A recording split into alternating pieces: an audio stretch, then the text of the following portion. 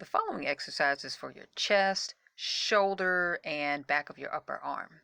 You're going to start off in down dog position like in yoga, and you're going to dive down onto the floor head first between the arms, curve your back, look up, and you're going to go backwards in reverse, starting by bending at the elbow and pushing yourself back.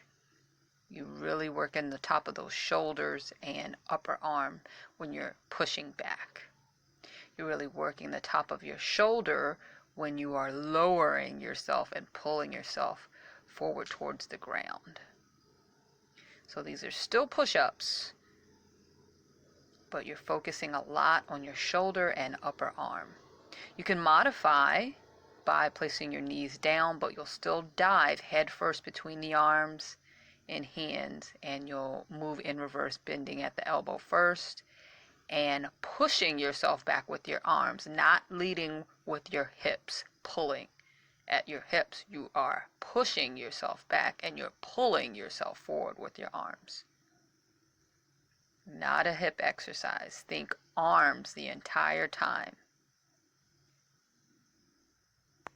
Thanks y'all so much for watching. Please like, share, and subscribe for more exercises.